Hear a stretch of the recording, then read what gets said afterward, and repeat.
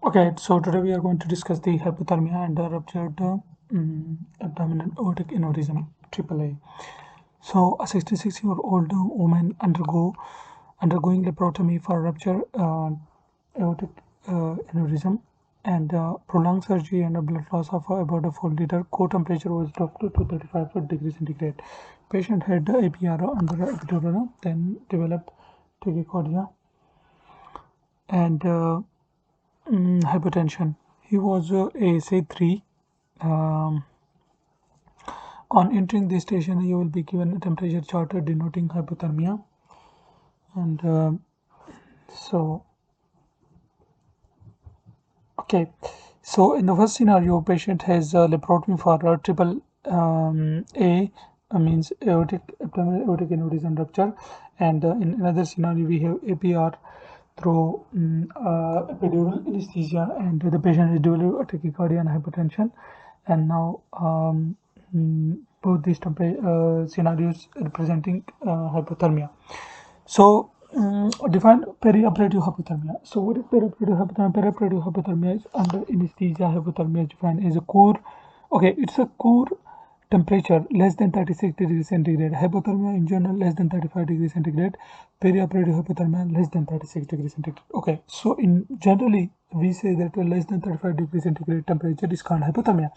But if a patient of someone is under operation or under general anesthesia, so we say that less than 36 degrees centigrade is a hypothermia. So how to measure core temperature? So oral, axillary, tympanic membrane, rectal, esophageal, or intraoperatively. So all these give you core temperature value. What is the relation between ASA3 and hypothermia in patient? So ASA3 indicates a severe systemic disease, and hypothermia in this patient will increase comorbidities. What are the etiological factors for the perioperative hypothermia? So increased heat loss through radiation or to cool objects in theater. Increased heat loss through evaporation from the body surfaces and open cavities. Increased heat loss by direct transfer of heat to operating table and cool infusion fluids. Conduction. So they are actually telling us here the conduction, and massive blood transfusion, blood loss, hypovolemic shock, and anesthesia. All these contributing to perioperative hypothermia. And also the number top, increased heat loss through radiation to cool objects in theater. So all these are causes or risk factor for hypothermia. Now, how does anesthesia cause induce or aggravates hypothermia?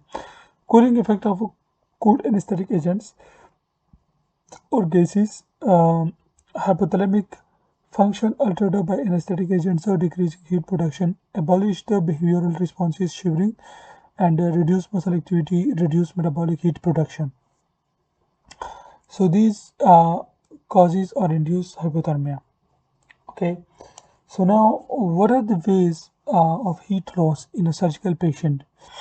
So heat loss in a surgical patient can be through conduction, direct transfer of heat to operating table and cooled infusion fluids, convection by warming of the cool air around the patient, evaporation open abdominal wound, and radiation by radiation to other cool bodies in the theater, compounded by vasodilation caused by anesthesia. So these are the methods by which heat loss occurred in a surgical patient. So given one potential intraoperative problem that may arise as a result of a hypothermia in this patient. So coagulopathy, cardiac arrhythmia, and myocardial ischemia.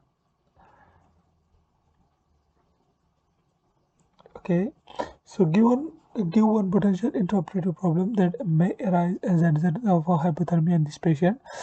So as a result of hypothermia, there can be coagulopathy, cardiac arrhythmia, and myocardial ischemia.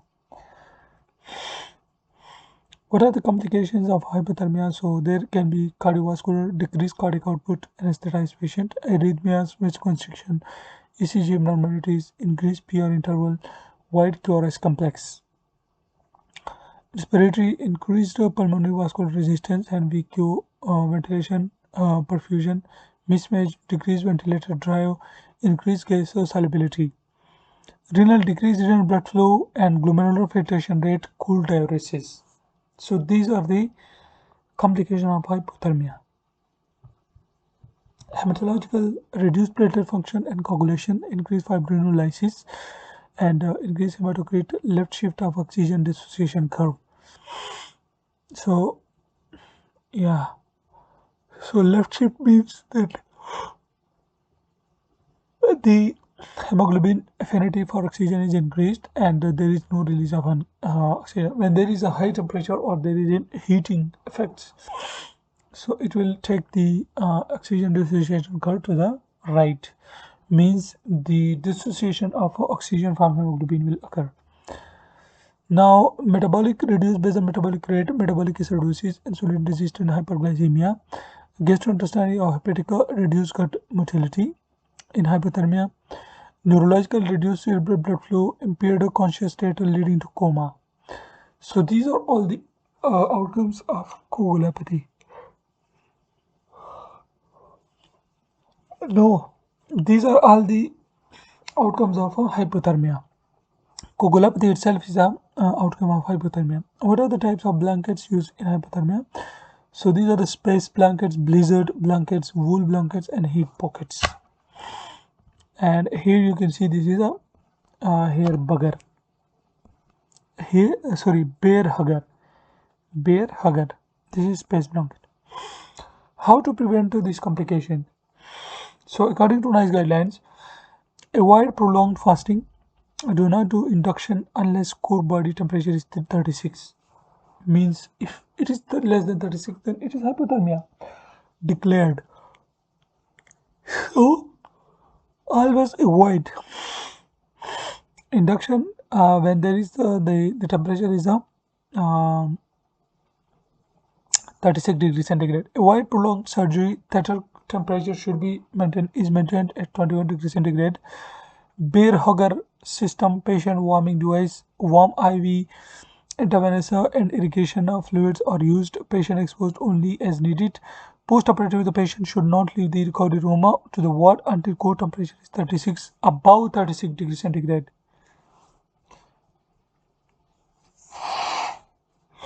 So, definition of DIC. What is DIC? So, it is a pathological consumptive coagulopathy due to activation of the coagulation and fibrinolytic systems. Activation of the latter leads to formation of microthrombi,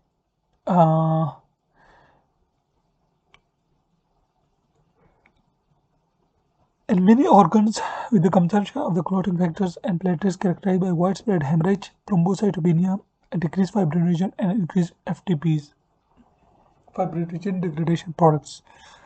So, what is the DIC? Disseminated intravascular coagulation.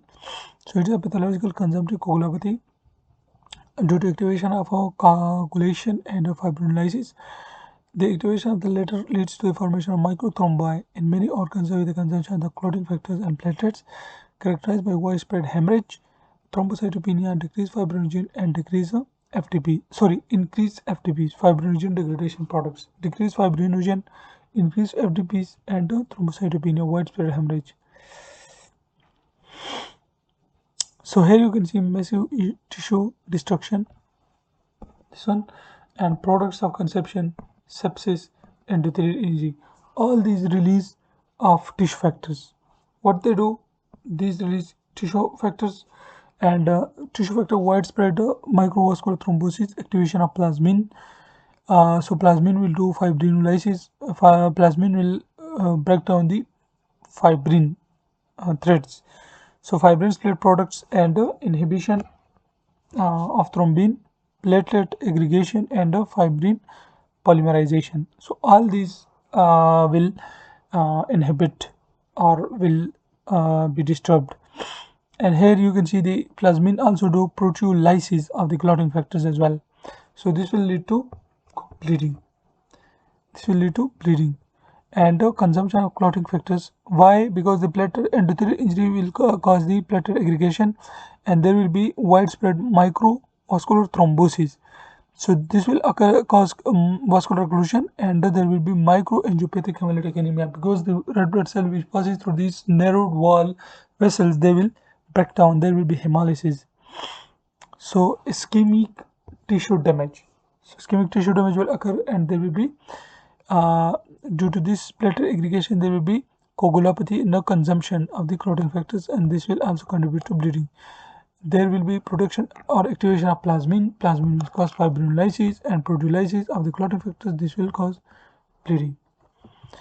So what are the causes of DIC in this patient, specific in this patient? So severe hemorrhage, massive blood transfusion, hypothermia. These are the causes: severe hemorrhage, massive hypothermia, severe hemorrhage, massive transfusion, and hypothermia. These all contribute to the DIC in this patient. Treatments of DIC. So DIC is treated by fresh frozen plasma to prevent bleeding, platelets, and cryoprecipitates. What else can assist in correcting this patient bleeding? Actively warm the patient, fluid warmer, bear hugger. Consider agents such as tranexamic acid. Who to involve in care? So hematology consultant and anesthesia consultant. Indication of platelets transfusion. So bleeding associated with thrombocytopenia or platelet dysfunction less than 30,000 in active bleeding, less than 100,000 in a severe bleeding or bleeding in critical areas like CNS. Indication of platelet transfusion. When to transfuse? Okay, so platelets, I will come back to this point. So platelet can be transfused in management of DIC as part of massive transfusion protocol 1:1:1. Post cardiopulmonary bypass and prophylactic if less than 10,000, even without bleeding or surgery. Prophylactic if less than 50,000 before invasive surgery. So if there is less than 10,000 platelets, you have to transfuse it anyway, even if there is any bleeding or surgery, because there is a high chance that the patient will bleed anytime. And prophylactically if less than 50,000 before invasive surgery. So bleeding associated with thrombocytopenia or platelet dysfunction less than 30,000 in actively bleeding patient. Okay, so you have to transfuse platelets with thrombocytopenia or platelet dysfunction, and okay, so less than 30,000 platelets are present and patient is actively bleeding, so you have to transfuse, or less than 1 lakh, 100,000, 100,000 in severe bleeding or bleeding in critical areas like CNS. What is the shelf life of platelet? 5 days. Stages of hemostasis. So hemostasis has two main stages: vasoconstriction. So first of all, when there is bleeding, so the smooth muscles contraction by local reflexes, thromboxane A2. So local reflexes, thromboxane A2, and serotonin released from the activated platelets. So all these causes vasoconstriction of the vessels. And platelet activation, adherence, aggregation, and plug formation. So coagulation, intrinsic and extrinsic pathway, fibrinogen, fibrin. So what will happen?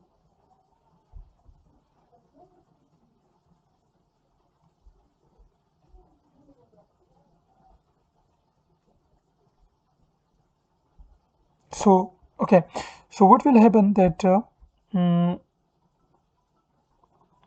we have the first of all, there will be vasoconstriction, there will be platelet aggregation, activation, and platelet activation will lead to adherence, aggregation, and plug of platelets.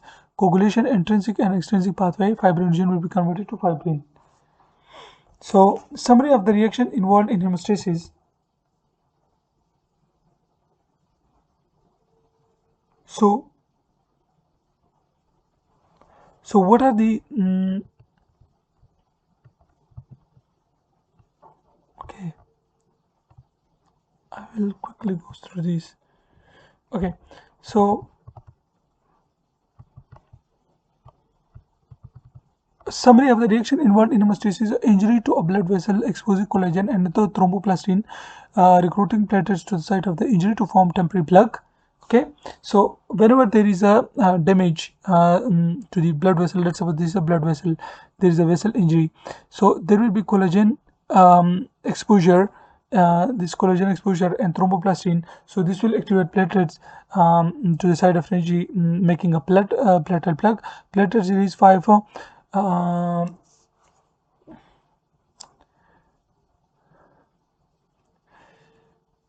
platelet release 5-HT. So these are the among other factors resulting in smooth muscle contraction and vasoconstriction. Activation of the clotting cascade in response to collagen and the thromboplastin activates the thrombin, which converts circulating fibrinogen to fibrin monomers. So fibrin monomers polymerizes and or cross-link and accumulate with platelets at the site of injury to form a definitive clot. So how does vascular surgery interface with each of these three phases? So if a surgeon removes a section of vessel, vascular contraction will be impaired. Okay, formation of platelet plug will be impaired by thrombocytopenia and hemodilation, and fibrin formation will be reduced because of the clotting factors will be diluted by massive fluid transfusions. So how does vascular surgery or vascular surgeon interfere with these three phases? So first of all, he will cut the vessel, so vasoconstriction will be impaired, plus the platelet because of the hemodilution and the thrombocytopenia, platelet plug formation will be impaired, and fibrin plug formation will also be reduced because of the clotting factors will be diluted by the massive fluid transfusion. Measure to reduce the blood loss, intraoperative measure to reduce the need for transfusion apart from a preventive hypothermia. Cell salvage, autologous transfusion, and hypotensive technique and good hemostasis. So intraoperatively, how can you reduce blood loss? So apart from preventing hypothermia, so what other things you have to control? So I will do cell salvage. How? By autologous transfusion. And I will do hypotensive techniques, means that I will keep the patient blood pressure low, and then I will do good hemostasis. Which factors will be deficient in stored blood? Factor 5 and factor 8. So 5 and 8 will be deficient in stored blood. What is autologous blood transfusion? So recovering blood lost during a surgery and reinfusing it into the patient. This is called autologous blood transfusion. Recovering the blood which is lost during surgery and reinfusing it into a patient. What is massive blood transfusion? Replacement of more than 50% of the patient blood volume in 12 to 24 hours. More than replacement or replacing more than 50% of the patient blood volume in 12 to 24 hours, and transfusion of greater than 4 units within 1 hour or greater than 10 units within 24 hours with packed red blood cells, FAP, and platelets in balanced ratio of 1:1:1. So what are the complications of massive blood transfusion? So fluid overload, hypothermia, electrolyte disturbance, for example hyperkalemia due to potassium leakage from the stored out disease, acid disturbance, hypocalcemia due to chelation by calcium by citrate, and ARDS, trolley transfusion related acute lung injury. Thrombocytopenia, so blood loss has decreased the number of function platelets. So the stored blood has a decreased number of function platelets. Coagulopathy, stored blood rapidly loses function of the labile factors, for example factor 8 and factor 5, and multi-organ failure can occur. For example, there can be trolley which will disturb the lungs functions, and there can be hemolysis which will disturb the kidneys, leading to acute kidney injury. Early postoperative complication of a AAA repair. So early postoperative complication of a AAA abdominal aneurysm will be organ failure, continued hemorrhage, limb ischemia, MI, stroke, abdominal compartment syndrome, bowel ischemia, spinal cord ischemia, and sexual dysfunction. These will be the early postoperative complication of the AAA. So what will AAA do? AAA will do organ failure, for example kidney, there will be hypertension, kidney damage will occur, continued hemorrhage, limb ischemia, MI, stroke, abdominal syndrome, and all these. I have made a separate video on this chart. intrinsic pathway, extrinsic pathway. I will go quickly through this. You can watch the separate video on YouTube channel. So I have, so okay, so these are the intrinsic and extrinsic pathways. So intrinsic pathway, as the name shows, intrinsic. It is caused by the damaged endothelium or activated by the damaged endothelium. So damaged surface, so it will convert factor 12 into factor activated factor 12, and this will convert factor 11 into activated 11 and 9 into activated 9, and these will combine with the extrinsic pathway. Extrinsic pathway is always caused by the tissue damage when there is a trauma. Okay, when there is trauma or like sepsis and other things which release tissue factor. So trauma and so there will be release of okay, so trauma will cause the factor 7 activate factor 7, and this factor 7 or tissue factor directly by the trauma will convert the factor 10 into activated factor 10, and here, as we said, the factor 9 will convert the factor 10 into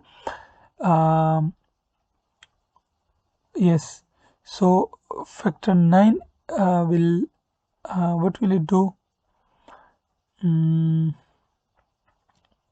Okay, so activated factor 10 will convert prothrombin into thrombin, and this will convert fibrinogen into fibrin, and these are activated by the active protein C, protein S, and thrombomodulin. Okay, so this factor 9, this helps in the conversion of factor 10 into activated factor 10 here. Also the factor 8 also contribute here along with the factor 9a. So factor 9a, factor 10 8a, this will convert factor 10a to activated factor 10. Then activated factor 10 will convert prothrombin into thrombin, and thrombin will convert fibrinogen into fibrin.